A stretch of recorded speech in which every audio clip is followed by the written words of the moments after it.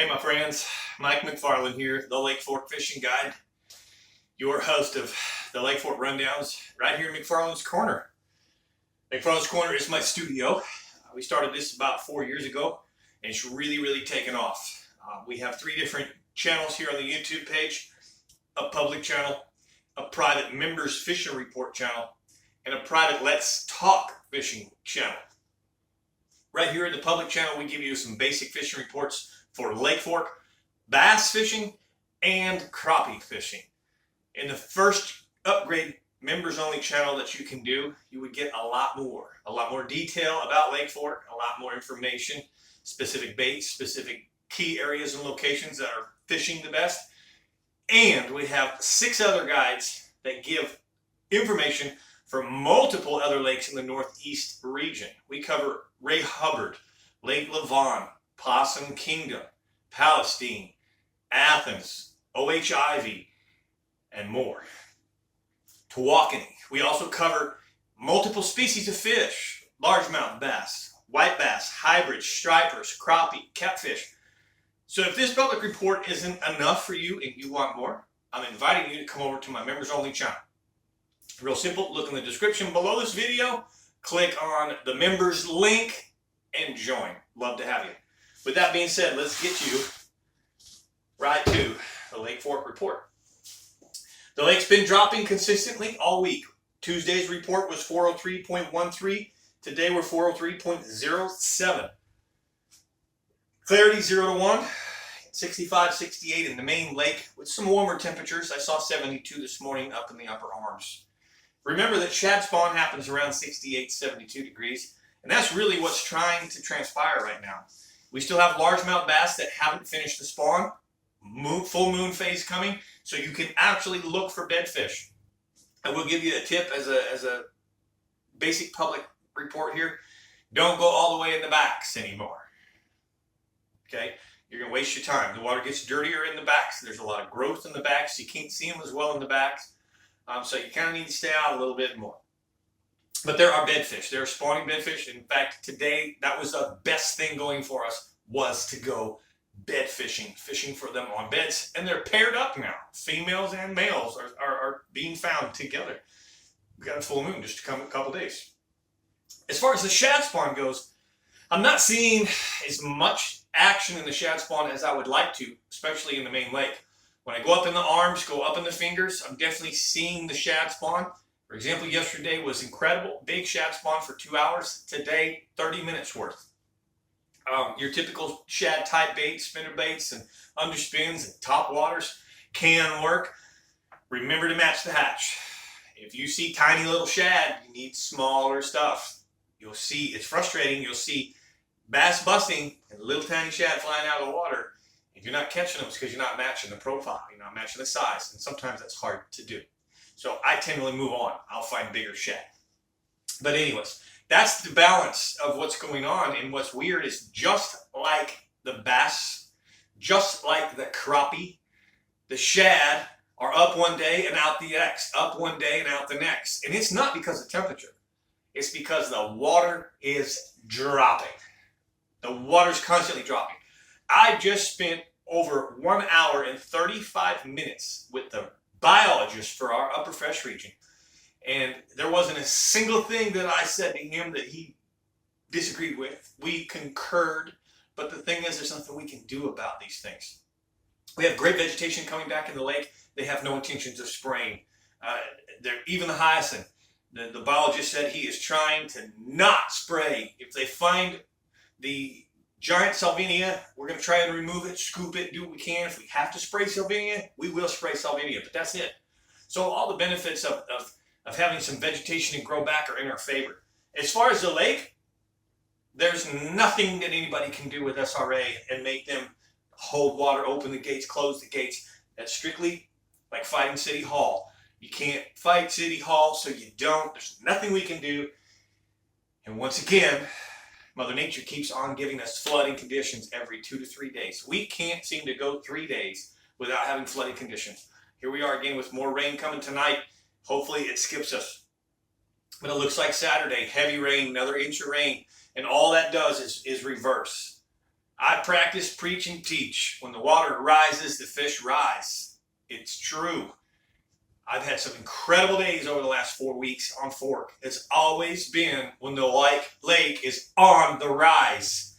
Every time it stabilizes and the effects of the gates kick in and the water drops, I struggle. Not just me, everyone I talk to. Not just bass, crappie fishermen, same thing. The crappie fishermen say they're up today, off tomorrow, up today and off tomorrow. It's crazy, but it is nothing we can do about it. When we're at full pool and excessive full pool, they're going to open those dang gates. Best thing I can tell you I wish would happen is, I wish SRA would have had the lake 2 feet low before all this hit. We would come up 3 inches, come up 4 more inches, come up 5 inches. If that would be the case, we would almost be done with the spawn. Even the crappie would be done. So, but it's relative. I've got some reports I'm gonna give the members only.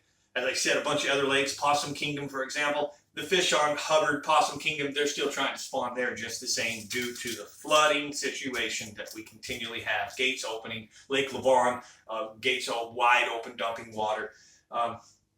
Welcome to Northeast Texas, man.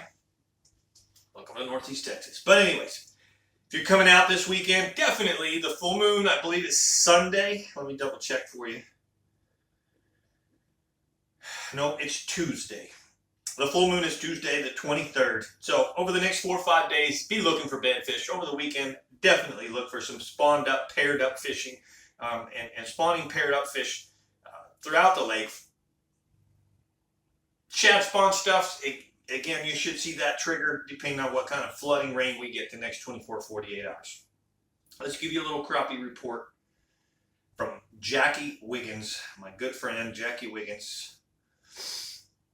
The crappie fishing on Fork has been great the past week. Still have some pre-spawn fish, some fish actively spawning, and some post-spawn fish, about exactly like the bass.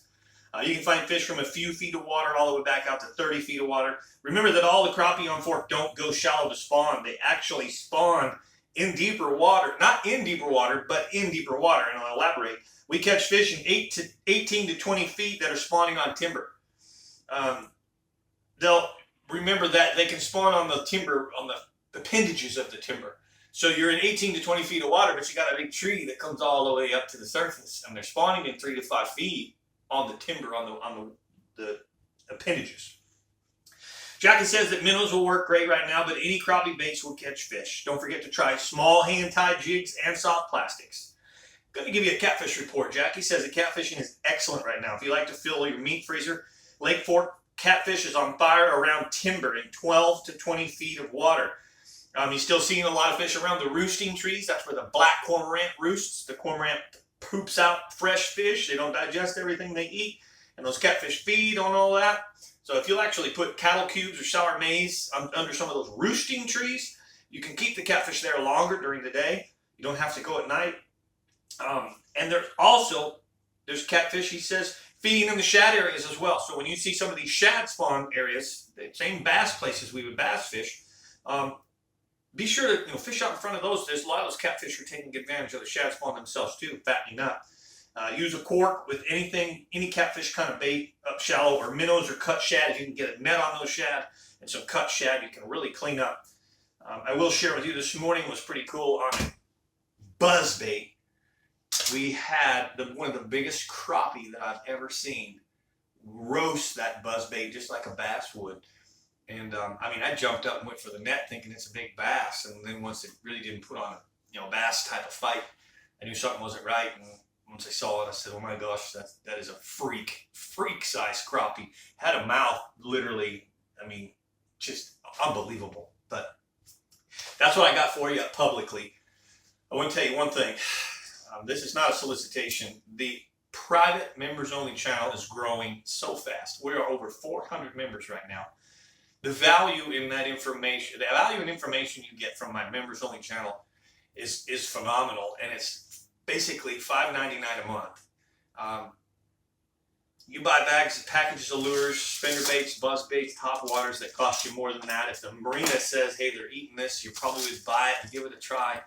Why not try my channel that's full of information that you need to have better success, to eliminate all of the trial and error, and just to go to the lake and catch more fish right from the get-go.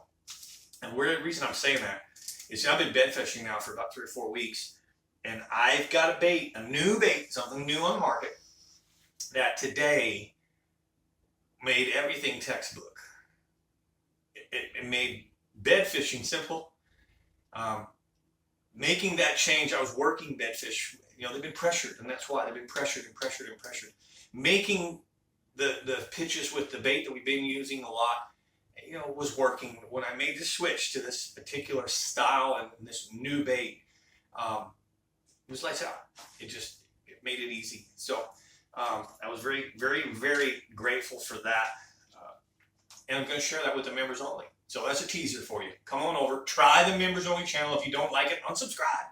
It's real simple. Subscribe, don't like it, unsubscribe. Okay? Love to have you. Other than that, big shout out to all the sponsors. Headline sponsors, it's J. Hodge Chevrolet out of Soap Springs. If you want a new vehicle, tell them McFarland sent you. Hopefully they'll work something really cool with you because you said my name. Definitely go up there for your service. Texas Insider Fishing Report with Bree Gabrielle, Dave Farrell, and world famous and champion Captain Rick Murphy. Those guys are awesome. We do the TV show now every single week. I'm on television once a week on Valley Sports and a few other Southwest Sports Channel. But just look for the Texas Insider Fishing Report. We cover the entire state of Texas, including the intercoastal coastal waters, okay? Everybody else, Skeeter Bass Boats, Diamond Sports Marine, Yamaha, Abu Garcia, and Berkeley, and so many more.